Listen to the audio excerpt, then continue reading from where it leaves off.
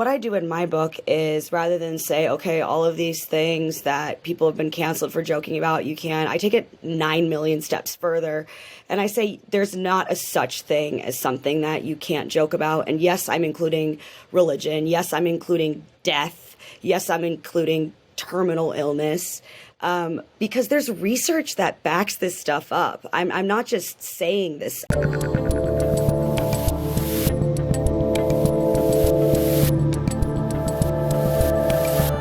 Rubin, and joining me today is the co-host of the #1 show in late night, Gutfeld, with an exclamation point, as well as author of the new book, You Can't Joke About That, Why Everything is Funny, Nothing is Sacred, and We're All in This Together, my friend Kat Timpf. Kat, welcome, finally. Is this your first appearance? This is it. First time on the Rubin Report?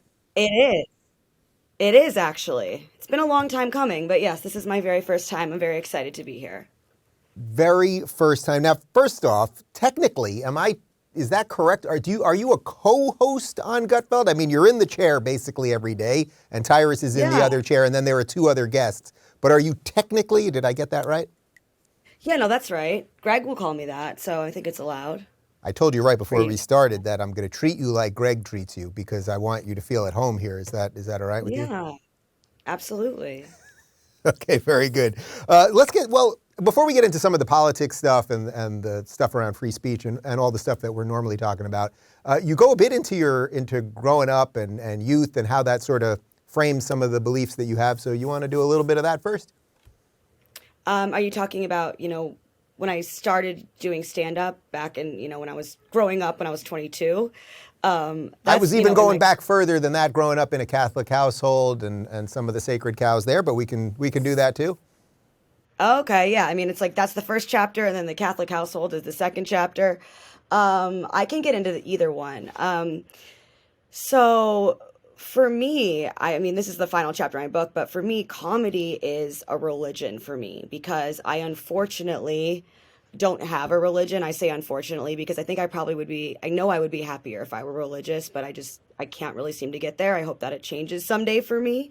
But comedy actually does a lot of the same things as religion does, right? It brings people closer together. It can add meaning to certain experiences in your life, including the traumatic ones.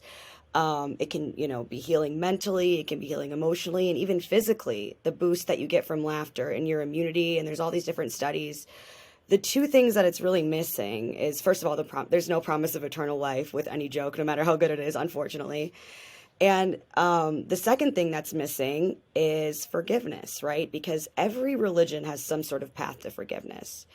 The Catholic Church was confession, which I would go and always be honest, even when I was old enough where my sins were a little bit less comfortable to talk to an older, strange man about.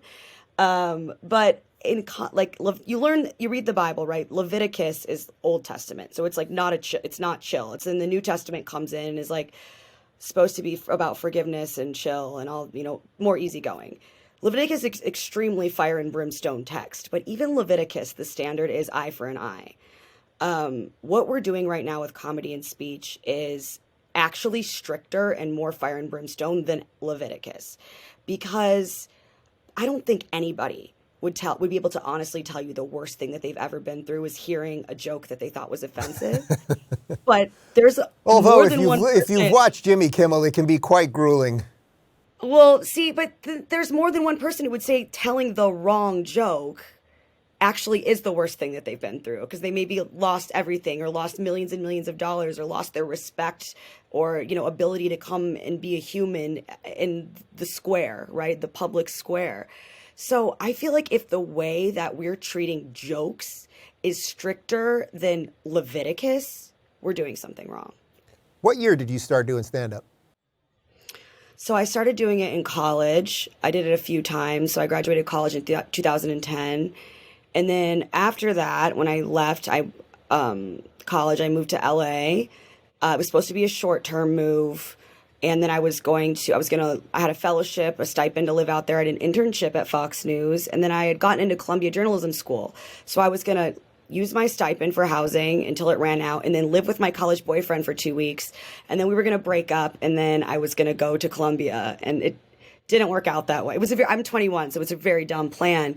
But where I wasn't dumb was taking out an $80,000 loan for journalism school. So I decided instead to just stay in LA, get journalism internships and learn skills for free and wait tables.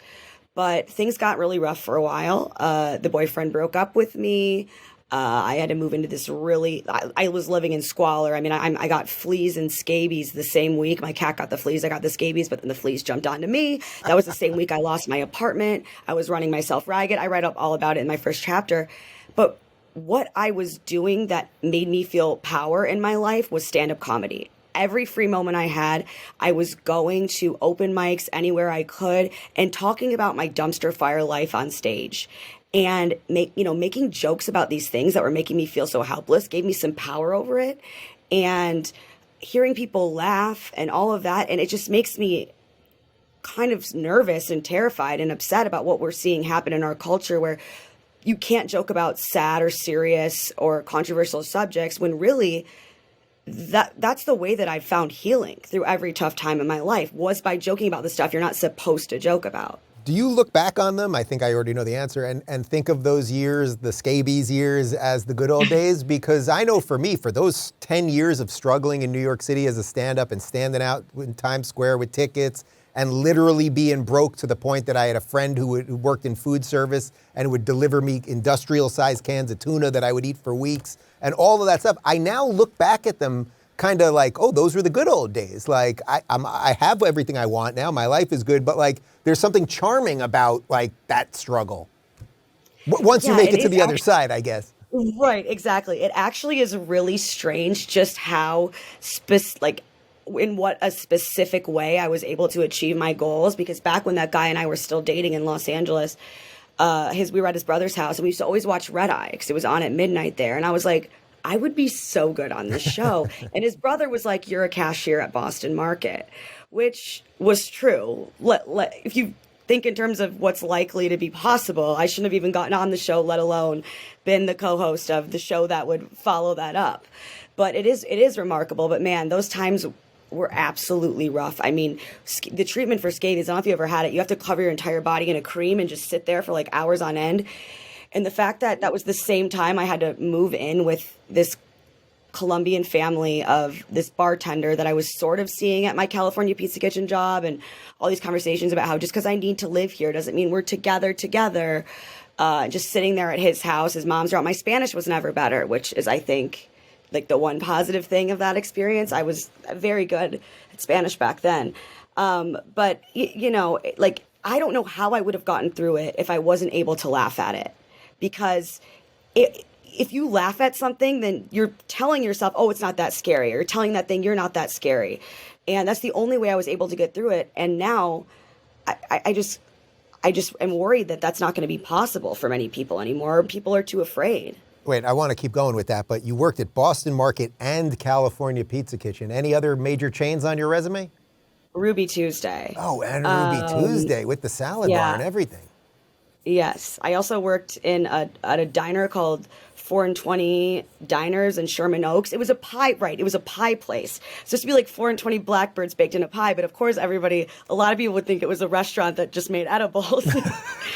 So I would have to explain to people, like, no, there's no weed in our food. Sorry, but... I used to live in Sherman Oaks. I don't remember the pie place, but that might have been the edibles. I'm not so sure. Yeah. Does this all, like, seem very obvious to you in a way? Like, obviously on the show, you guys are talking about the woke thing constantly, and it just has infected everything. Everyone gets it. But when you see just all of these hysterical, joyless kids who are so confused about reality and have no sense of humor and have gone out of their way to cancel everybody from the past and, go after every show that we used to love, or that Friends now, Jennifer Aniston says Friends they could never put on air. For the record, I'm more of a Seinfeld guy.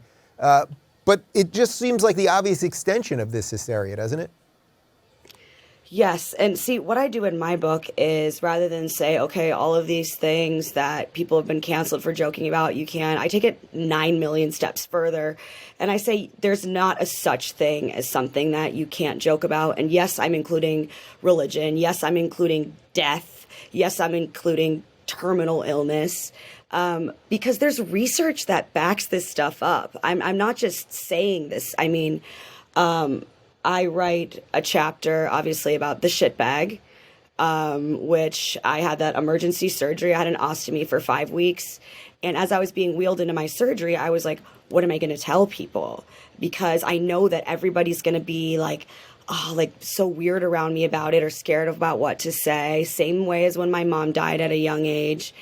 And the friends I wanted to talk to weren't the ones with the most carefully chosen words. They were the friends who just were able to joke around with me about it. I joke around about I threw a cats out of the bag party after where I had some unused but already open ostomy bags. We were bonging champagne out of them. And then I started thinking more because I had a lot of time to do nothing but think because I had some, the ostomy and it was also the pandemic. But think about all the people who have died recently of cancers we didn't know that they had, like Chadwick Boseman, like Norm Macdonald, because they didn't want to be treated differently. They didn't want the illness to be the defining thing that people thought about when you talk to them. And you actually, I cite this research in my book. There's people that are terminally ill, that people that are, they treat the terminally ill who rank humor as being super high on their list, even in one study that was pretty small, but still higher than the management of their physical pain. When I wrote the chapter, I Google searched cancer and then how to tell people I have cancer. And the second one had way more results. So clearly everybody kind of gets this, but people are too afraid because of what the consequences might be if they say the wrong thing. But actually what you're really doing is the people you're hurting the most are the ones who the rules are supposed to be in place to protect. Mm-hmm, mm-hmm. Do you sense that's changing a little bit? Even if you were just looking at the success of Gutfeld, it is by far the #1 show in late night, which, as you know, on the debut episode, I predicted that he would be #1. I said it was going to take a year. It took him only about 4 months or something, which is incredible.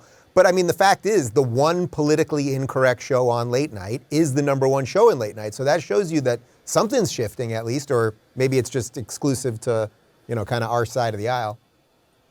Yeah, absolutely. Especially because there's so much to joke about when it comes to, the current administration. And I think a lot of other shows are kind of, they don't want to do that. Our show, you can kind of say stuff that you can definitely not say on other shows. It's a very comfortable place. And even for somebody like me, where I'm not a Republican, I'm libertarian, very much so. And everybody who watches the show knows that. I don't fit into a particular box, and I feel very comfortable on that show expressing myself, even when I do have opinions that might differ with the, typical conservative audience. And it's just, everything's cool. And I just think that when we talk about speech and we talk about comedy, a lot of the argument is, okay, I can say whatever I want and you can't stop me, no matter how divisive it might be. And that's true. But that also, I think, really ignores the way that comedy and open communication can bring us all together. Because we're never going to be able to understand each other if we can't fully express ourselves to each other. Yeah, it's true. Do you remember when you first wanted to make people laugh? I remember the exact moment. 1983, I was sitting in my parents' living room watching Bill Cosby himself. And this was way before, serial rapist Bill Cosby, or at least that we knew of. Right. And I remember thinking this is, the chocolate cake thing. And I was just like, this is the funniest thing I've ever seen. That's how could you not want to do that? Yeah, I've always been a performer, but I have an atrocious singing voice. But I try to get lessons, and the woman called my mother and said, I don't feel right about taking your money anymore. She's never going to get it. But I would still audition for all the musicals at the community theater, and I would just get on stage and I would sing Happy Birthday. Everyone had, vocal coach and all this stuff, and they had these prepared numbers. And I'd look at them like, I'm a star, baby. Like, I don't know what you're thinking. Like, put me on the show. And I would always have these small, roles because I actually really, truly can't sing. So I got more into comedy, and it's also something that I was bullied a lot as a child, and if I could laugh at it, it became so much easier. Even to this day, I write a whole chapter about toxic positivity, where there's this idea now that if you don't like something about your body or your face or something like that, just love it. Instead of not liking it, just love it, and then you'll be super happy. And I don't doubt that would be true. But what if you can't? I don't think it's possible for anybody to be completely optimistic about themselves all the time. And studies back that up too. This idea of body positivity has been around forever, but nobody's actually capable of doing it. And what I found is a great replacement is to make fun of the things that I hate about myself. So if somebody says something to me about something, I have a flat chest, like, oh, I was already at brunch joking about how my bra size is double mastectomy. Like, I beat you, and I've made these things less scary by finding them, funny.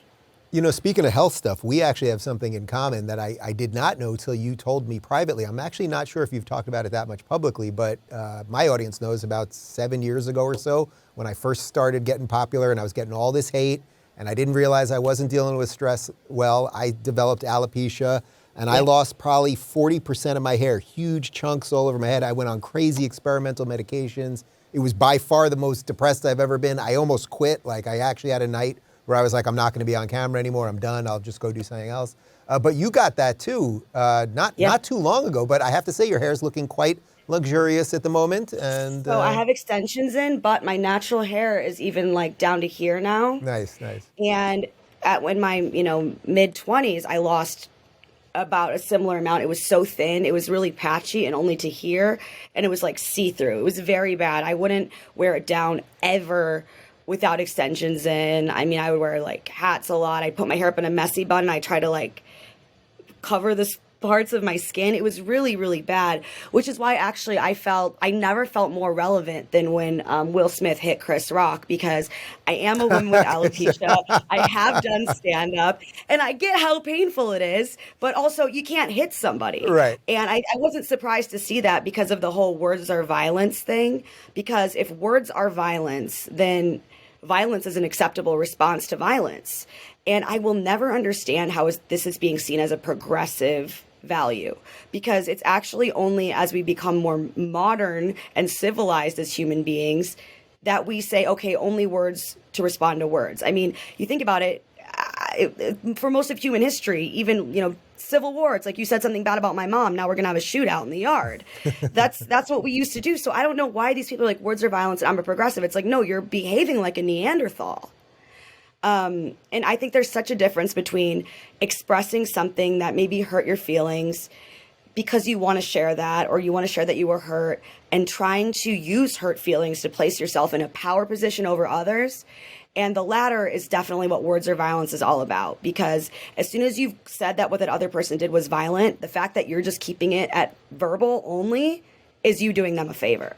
Right. And they don't think violence is violence, because they'll tell you words are violence, but then they'll tell you burning down a Pep Boys isn't violence. Well, ask the guy who's in the bathroom at Pep Boys. Let me ask you something else, because you said you're a libertarian and you're obviously on Fox, which is mostly conservative. And I always tell my audience conservative is a very wide thing right now. If a gay married guy with 2 kids who's pro-choice can be thought of as a conservative, then okay, fine, that thing's pretty wide. But is it weird to you as like, a relatively young chick in New York City, that the progressives are the miserable ones also? Like, I know you don't really care about someone's sexual preference or what they wear or what they smoke. Obviously, that's all the libertarian stuff. But that used to jive with the progressives, where I'm guessing when you do a show now, it's all conservatives who maybe want a little more government than you do, or maybe certainly on the religion side. But those are the ones that support you. Yeah, it's very, very interesting, because I'm never going to fit in anywhere just because of, I just don't. And I always vote third party. I always have. I am, and I'm not going to lie. I mean, I'll say things on Fox that are more libertarian. I'm more liberal on, social issues. I'm very live and let live, for example. And they'll say something to me. But then there is people on the left who won't listen to me say anything, and they'll just say, oh, she works at Fox News, I know everything I need to know about her, and she's disgusting. And like, I even had to cut off contact with one of my closest friends, who I knew since I was a teenager, because after Trump became president, my views never changed. I'd already actually been working here. But the fact that I, for example, had Joe Jorgensen, the Libertarian candidate for president, on my comedy advice show, Sincerely Kat, was a huge issue for him. He was like, you're not, this is this really good to be doing right now? Is this? And then they bring words like safety and this and that into it. And it's like, what if I work at Fox News, but I'm also my own person with my own values, and I'll have any conversation you want. I'm not scared. I think conversation's good. I mean, that's my whole thing, right? But to just say I know who you are because of where you work, and it's like, don't you work at a bank like some of these people? It's like, right. like Right. the Fox News, there's actually are people who aren't, it's not all Republicans here. Obviously, it's right leaning, right? Everybody knows that, but you don't know everything that there is to know about me just from where I work. So I think it's the people on the right, they might be like, oh, I don't like that. You know, I disagree with you or whatever, but they will at least acknowledge me as an individual with different views, whereas people on the left will often be like, you work there, therefore I don't want to associate with you. How shocking has that been to you? Because obviously, I mean, I feel the same way. If you would have told me of 10 years ago, Dave, you're going to be on Fox basically every day and you're going to be friends with all of these crazy right-wingers, I would have been like, what are you talking about? But I find them open and fun and decent. And that's why I don't have a problem when people say I'm a conservative, because it's like, well, conservative basically just means kind of roughly sane. I'm with you probably on all the libertarian stuff, but it's just kind of, you believe in reality. How about that?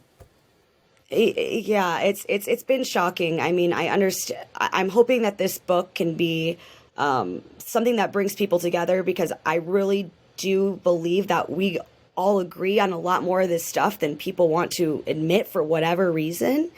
But it's definitely been shocking to me, especially when it's been people in my personal life who have known me for all these years, and they acknowledge that my views haven't changed. I haven't changed as a person. I believe the same things that I've always believed. I've never said anything other than what I believe, but it's just the fact that I work at Fox. And I think that I'm all about the individual, the autonomy of an individual to make their own decisions. But I also just think that individuals, there's so many different kinds of people out there, and everybody's a unique individual. And I think that a lot of our problems come from not speaking with people with whom not just we disagree, but that we think we might disagree with, which we might not even disagree the way that we think we do if we just expressed ourselves more. Yeah, I can tell you from where I sit, it's just getting harder to do because they won't talk to us. I mean, I think it's what you're saying about, okay, you're affiliated with Fox, so a certain amount of people think this, and then, you know, I just went to D.C. a couple weeks ago. Every Republican we reached out to, 16 said yes, 0 Democrats. And it's like, that's a tough bridge to divide. But that's a little bit of the inmates running the asylum over there, right? Like, they're afraid of their own people, even if they would be willing to sit down with a scary interviewer like me. Yeah, and I do have friends in my life that are definitely left-wing. Some Democrats, I honestly can have a better conversation with someone who's super, super, super, super progressive, because at least they see a lot of the same flaws in the system as I do. They have the exact opposite solution, for which they just want the government. I want no government. Right. They want all government. So they hate the government. Government should be bigger.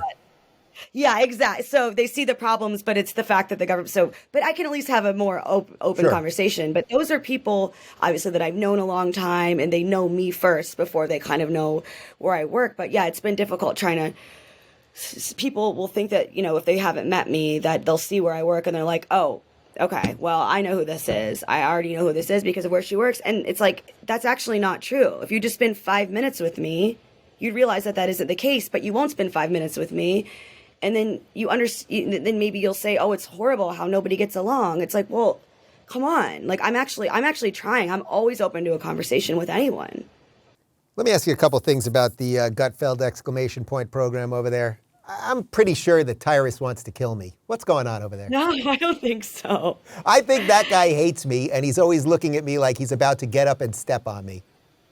Can you give me any insight? Think so. You don't think so? No, I don't. I don't think so. I think he said something about his pant leg, and then he called you out for it. But I mean, he's not like, he already told you that. You know what I mean? He's always going to let you know how he feels. We did also get into a very drunken fight a couple of years ago. Were you there at the hotel bar? Greg was there. A lot of wine and something about race, and it got very heated. No, yeah. I wasn't. We'll take that one offline. Okay, scratch that. So one of the things that I always tell people when I come back from doing Gutfeld, and it's just always great every time. It's like light and fun and like it's just a joy to do, is that it's such a slim staff over there. It's like, I feel like 5 people maybe, including the janitor, are working on that show. And how that is in such contrast to the other late night shows that have these massive staffs and everything else. But that's really how it is right there, right? Like, you guys get in there in the morning. Do you help him with the writing at all? Yeah. Yes, I do. Nobody on the staff has just one job. I mean, I write for the show. I'm on the show every day. Same with Greg's assistant, but she also is doing production, and there's nobody on the show who has just one job. Our entire staff is smaller than just the writing staff of a Stephen Colbert or somebody like that. I think we have 2, 3 maybe people who just write, but also they sometimes are on the panel. So that's actually not even true. I've been obviously, I write usually a segment every single day and submit the guest intros, which is also funny because a lot of the ones that he's gotten yelled at for being too mean to me, I wrote them. So they're like, don't be mean to Kat. I'm like, am I too mean to Kat? Because I wrote that. Do you ever feel like you're going to get him in trouble as you're writing something and you're like, uh-oh? Yeah, I have. But it's, again, I think a lot of it is, I think it's because I'm a woman too. I don't think anybody would be like, "Oh, you're too mean to kill me," right? I think it's just because I'm a woman. But I think that's what I think is so great is I'm treated as an equal. I mean, it's not like I can't handle it just because I'm a woman. I can handle it and I can give it right back, and I have been for 9 years now almost. So I love it. I think it's the best. I think being in that environment where it goes back to intention, right? And I write a chapter about this too. What matters is the intention. And there's this very harmful idea out there right now that it's not the intention. It doesn't matter if someone's offended. That's all that matters. But how can that be true? Like, how can that be true that it's exactly the same if somebody makes a joke unintentionally, somebody gets offended by the joke, than if somebody was purposely trying to say something racist or sexist and hurt somebody? Of course that matters. Of course that makes a difference. And it's just absurd that, when it comes to if you kill someone on accident versus purposely, there's different designations for that in our criminal code. Jokes are a little less consequential than someone's life. So why are we treating it like this? I don't think anyone can actually feel that way. Of course it matters. I mean, when I was losing my hair, I made jokes about it all the time. I mean, Greg even made a joke that I looked like Tanner from Bad News Bears without my extensions in. I laughed. I thought that was great. It was funny. I had an ex-boyfriend who was abusive and would tell me fuck you, you rapidly aging idiot. Those things they're different. Someone was trying to make me feel bad about myself so he could continue to maintain control over me. How is that not different than somebody who is just trying to make me laugh? Of course it is. And it's just insane. I mean, all the jokes, the times that I've gotten, I've been involved in a few different scandals, one with Kimmel over jokes that was by accident. I was talking about something else and I accidentally said something and I didn't mean to be offensive, but I was treated as if I did it on purpose. And not only is that not fair to people making the joke, that really doesn't reserve the absolute shaming that we should be doing of people who are trying to be jerks on purpose. Right. Well, also with a guy like Jimmy Kimmel, who's been in blackface multiple times and, making fun of the quote unquote black accent from Karl Malone, it's like, that's why he's going after someone like you for a joke, because he has to, bow to them forever. Otherwise, they'll take him out. Well, I sent him a book. Probably the most embarrassing thing that happened to me on air was when I made a joke about how hard it is to give my cat a feral cat medication versus a human, and it was during a segment about how his hiatus was. But we were actually also live, and I think this is the last time we were live actually, because I was talking about how it's super difficult and the cat can claw you or whatever. And then Greg was like, "Oh, Kat, Jimmy Kimmel's son is a heart issue," and I didn't realize that. Yeah.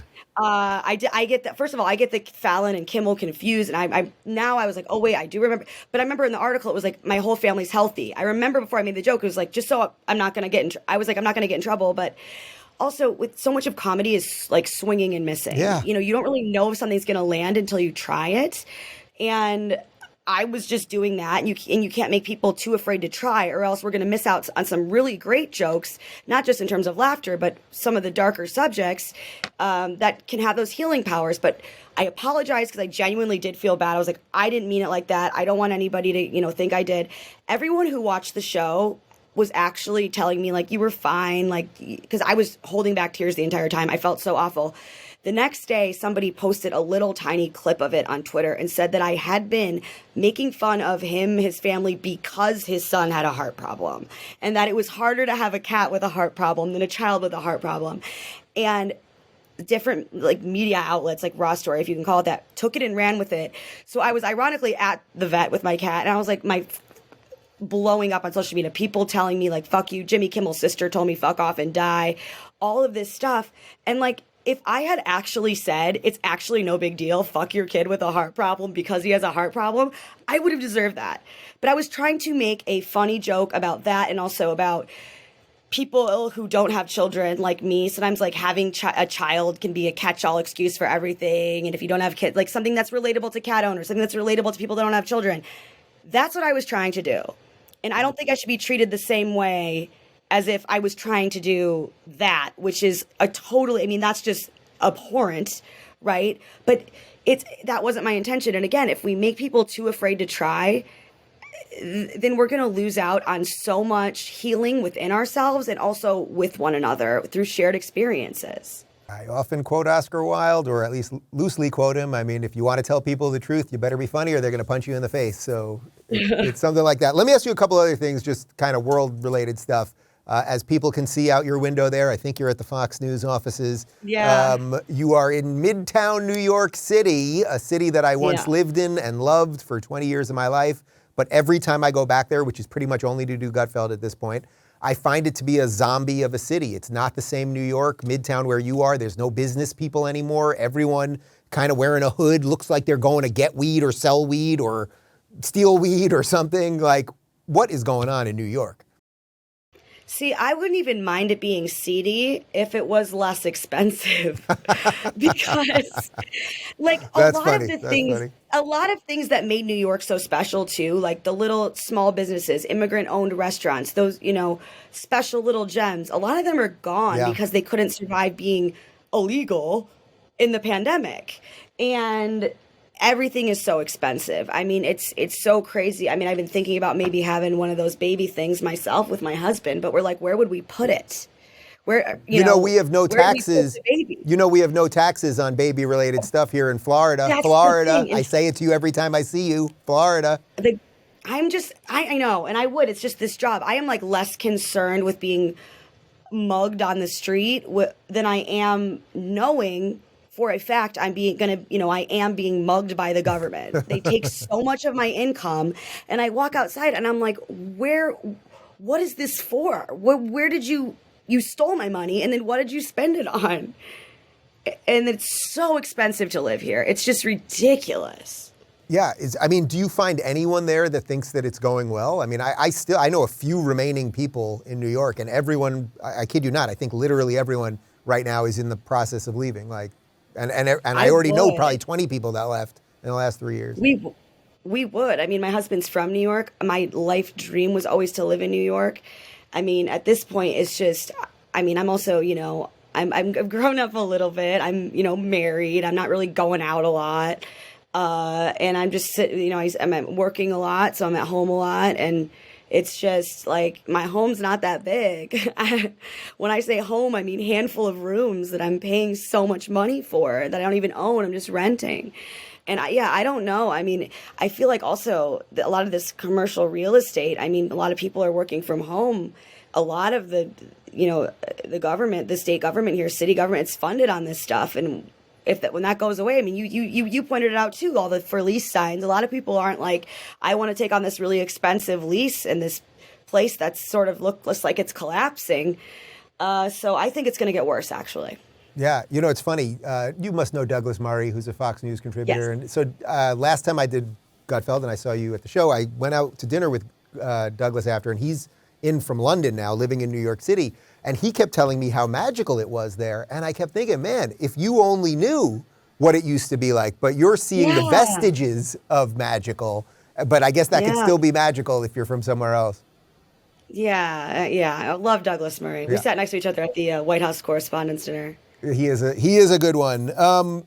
What else is on your mind politically at the moment? I mean, obviously we can do the woke stuff till we're like blue in the face, but what about the sort of divide that's now happening between the red and the blue? I assume as a libertarian, you're cool with this resurgence of federalism. Yeah. Right. I mean, okay, as I mentioned before, talking about feelings, I think is actually a good thing. I know that a lot of the refrain when it comes to people on the right, I mean, you included, is that, facts don't care about your feelings. And I totally get that. But it's also true that sometimes feelings don't care about your facts. And I know that it's the only explanation for every relationship I had in my 20s where I was like, but I love him. They're like, he treats you horrible. He has no job. He's mean to you. He's cheating on you. It's like, but I love him. So like humans are emotional creatures. We are going to have emotions. And as someone who's pro free speech, I think that includes speech about feelings.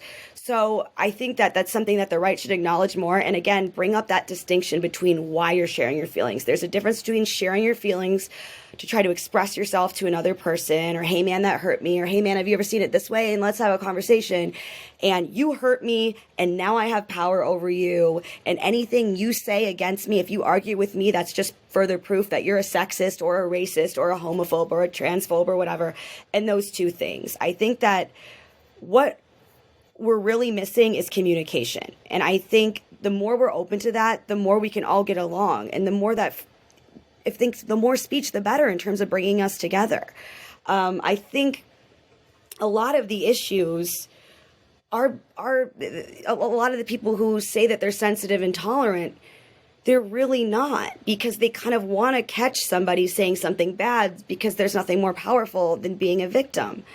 And I hate to see that getting lumped in with people who do just want to share their feelings, which I think is a good thing, because we all have them. I'm a very sensitive, emotional person, but there's a difference between that and being somebody who expects their feelings to be what the rest of the world around you caters to. That's narcissistic, that's selfish. And if you act out on other people and try to get someone fired, or like, that's bullying. That's not being sensitive, that's being an asshole. And that's a very, very important distinction in my mind. Yeah.